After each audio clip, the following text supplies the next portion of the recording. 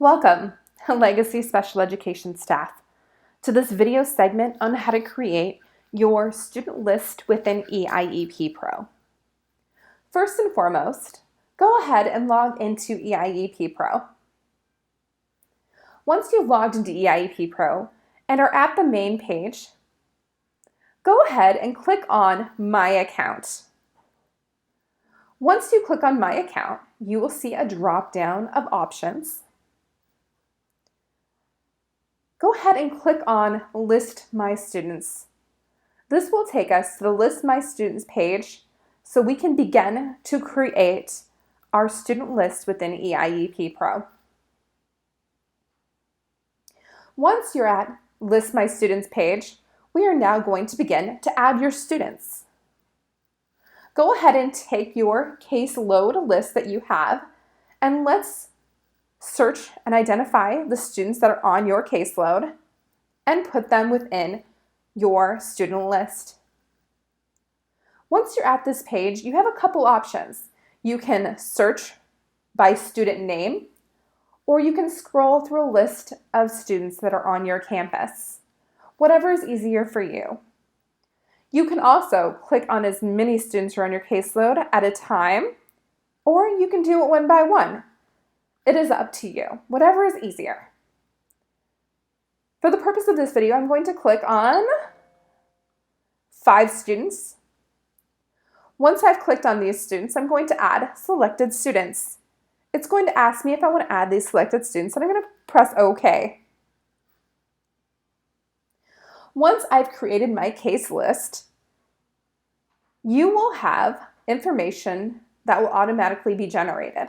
The student ID, state ID, group, student name, date of birth, age, grade. And this last column here is very important. It's in-force IEP end date. So if you do not have an in-force IEP, the end date will not be listed here. So we need to figure out why your IEP is not in force. Once your list is created, a great tool to access, and we encourage you to do this often, is Run My Reports. So to do this easy and quick, you can do it through this page by clicking on My Reports. Once you click on My Reports, you can generate the following reports based on your case list within e-IEPPRO. So make sure that all of your caseload is listed within e-IEPPRO. You can look up IEP expired report, in-force IEPs not locked, IEP information sheets for your students, and so on and so forth. Go ahead and take the time and look through these reports and see what they offer. They're very helpful. Another aspect of List My Students that you're going to use is Remove Students. You have a couple ways of doing this. You can click on the left-hand side garbage can and just click on the garbage can and it'll give you an option of deleting the student. Just put OK and it'll delete that student. Or you can go to the Remove Students tab. You can either search a student, click on a specific student or students to remove, or you can remove all of your students as an option. Once you have chosen what you would like to do, go ahead and click on Remove Selected Students. It's going to give you an option and ask you if you really want to delete or remove those selected students. Go ahead and press OK. And as you can see, my case list was completely removed. So now I have no students assigned.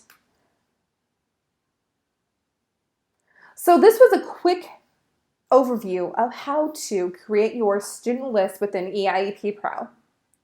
However, if you want more details, then I suggest that you go to the e-training tab above on the very top.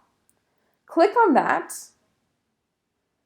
Then click on the new staff training icon. Then the third video below will give you an exhaustive video on List My Students, all the ins and outs, or answering any questions that you may have.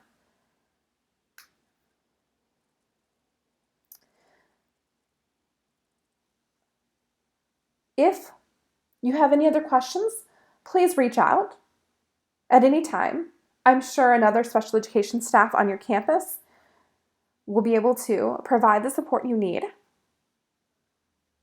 Thank you so much for joining us for today's segment on how to create a case list within e-IEPPRO.